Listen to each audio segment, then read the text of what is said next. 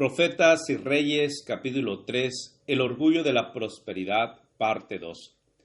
A fin de crear una salvaguardia contra la tentación a confiar en el brazo de la carne, el Señor había advertido a los que hubieran de gobernar a Israel que no debían multiplicar el número de los caballos que poseyeran. Sin embargo, en completo desprecio de esta orden, sacaban caballos de Egipto. Sacaban también caballos para Salomón de Egipto y de todas las provincias. Y juntó Salomón carros y gente de a caballo, y tenía 1,400 carros y 12,000 jinetes, los cuales puso en las ciudades de los carros y con el rey de Jerusalén. Segundo de Crónicas 1:16, 9:28, Primero de Reyes 10:26. Cada vez más el rey llegó a considerar los lujos, la sensualidad y el favor del mundo como indicios de grandeza. Hizo traer mujeres hermosas y atractivas de Egipto, Fenicia, Edom, Moab y muchos otros lugares.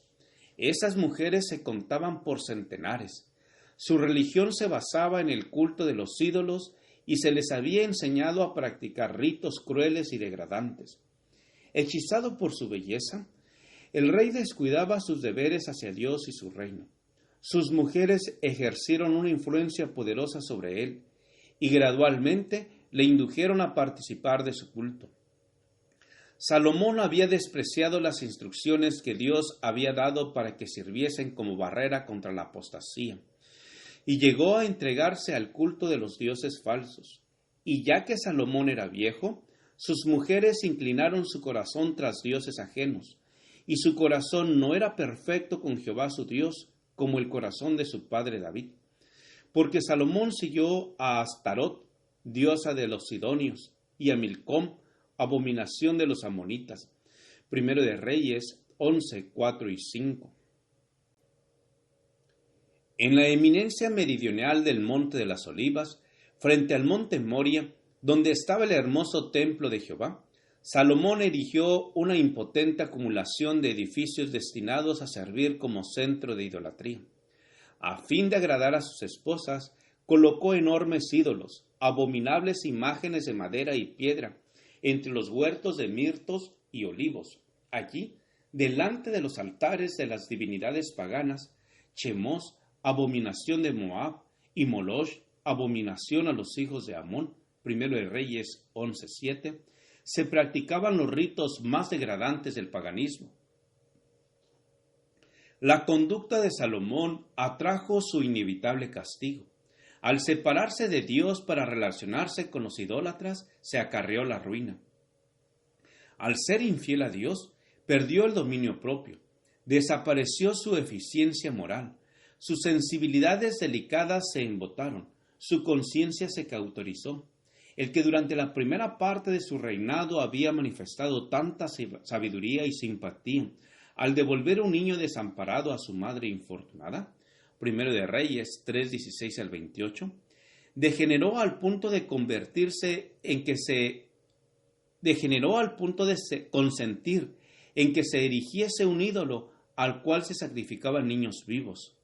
El que en su juventud había sido dotado de discreción y entendimiento, el que en pleno vigor de su edad adulta se había sentido inspirado para escribir: hay camino que al hombre parece derecho, empero su fin son caminos de muerte, Proverbios 14:12, se apartó tanto de la pureza en años ulteriores que toleraba los ritos licenciosos y repugnantes relacionados con el culto de Chemos y Astarot o Astarte.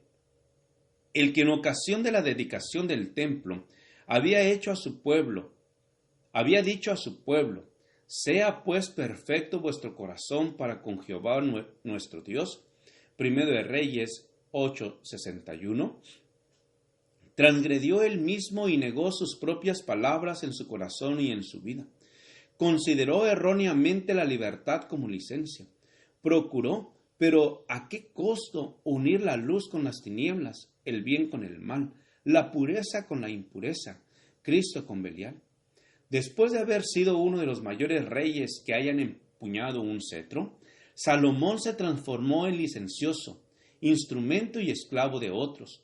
Su carácter, una vez noble y viril, se trocó en enervado y afeminado. Su fe en el Dios viviente quedó suplantada por dudas ateas. La incredulidad destruía su felicidad, debilitaba sus principios y degradaba su vida. La justicia y la magnanimidad de la primera parte de su reinado se transformaron en despotismo y tiranía. Pobre y frágil naturaleza humana, poco puede hacer Dios en favor de los hombres que pierden el sentido de cuanto dependen de Él. Durante aquellos años de apostasía, progresó de continuo la decadencia espiritual de Israel. ¿Cómo podría haber sido de otra manera cuando su rey había unido sus intereses con los agentes satánicos? Mediante estos agentes, el enemigo obraba para confundir a los israelitas acerca del culto verdadero y del falso, y ellos resultaron una presa fácil.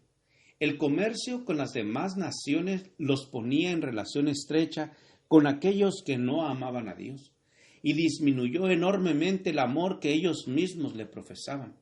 Se amortiguó su agudo sentido del carácter elevado y santo de Dios, rehusando seguir a la senda de la obediencia. Transfirieron su reconocimiento al enemigo de la justicia. Vino a ser práctica común el casamiento entre idólatras e israelitas, y éstos perdieron pronto su aborrecimiento por el culto de los ídolos. Se toleraba la poligamia. Las madres idólatras enseñaban a sus hijos a observar los ritos paganos.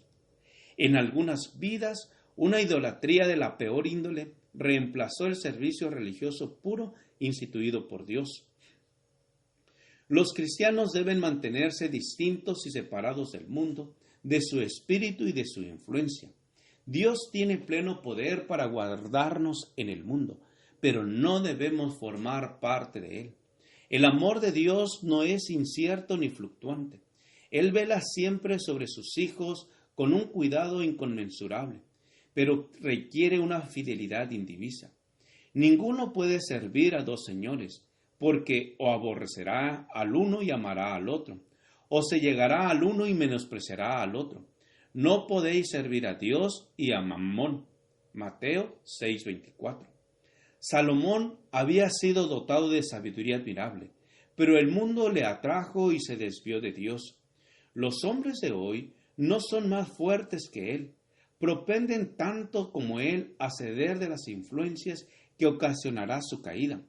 Así como Dios advirtió a Salomón el peligro que corría, hoy amonesta a sus hijos para que no pongan sus almas en peligro por la afinidad con el mundo. Les ruega, por lo cual salid en medio de ellos y apartaos. No toquéis lo inmundo, y yo os recibiré, y seré a vosotros padre, y vosotros me seréis a mí hijos e hijas, dice el Señor Todopoderoso. Segunda de Corintios 6, 17 y 18. El peligro acecha en medio de la prosperidad. A través de los siglos, las riquezas y los honores han hecho peligrar la humildad y la espiritualidad. No es la copa vacía lo que nos cuesta llevar, es lo que rebosa, lo que debe ser llevado con cuidado. La aflicción y la adversidad pueden ocasionar pesar, pero es la prosperidad la que resulta más peligrosa para la vida espiritual. A menos que el súbdito humano esté constantemente sometido a la voluntad de Dios, a menos que esté santificado por la verdad, la prosperidad despertará la inclinación natural a la presunción. En el valle de la humillación, donde los hombres dependen de que Dios les enseñe y guíe cada uno de sus pasos, están comparativamente seguros. Pero los hombres que están, por así decirlo, en un alto pináculo y quienes a causa de su posición son considerados como poseedores de gran sabiduría, estos son los que arrostran el peligro mayor. A menos que tales hombres confíen en Dios, caerán. Cuando quiera que se entreguen al orgullo y la ambición, su vida se mancilla, porque el orgulloso, no sintiendo necesidad alguna, cierra su corazón a las bendiciones infinitas del cielo. El que procura glorificarse a sí mismo se encontrará destituido de la gracia de Dios. mediante cuya eficiencia se adquieren las riquezas más reales y los goces más satisfactorios. Pero el que lo da todo y lo hace todo para Cristo, conocerá el cumplimiento de la promesa. La bendición de Jehová es la que enriquece y no añade tristeza con ella. Proverbios 10:22. Con el toque suave de la gracia, el Salvador destierra del alma la iniquidad y ambición profanas, y trueca la enemistad en amor y la incredulidad en confianza. Cuando habla el alma diciendo, sígueme, queda roto el hechizo del mundo. Al sonido de su voz, el espíritu de codicia y ambición huye del corazón, y los hombres emancipados se levantan para seguirle. Gracias por escuchar este audio. Te invito a escuchar el siguiente capítulo. Jehová te bendiga y te guarde. Jehová haga resplandecer su rostro sobre ti y tenga de ti misericordia. Jehová alce sobre ti su rostro y ponga en ti paz. Con aprecio, el pastor Juan Manuel Flores Espinosa.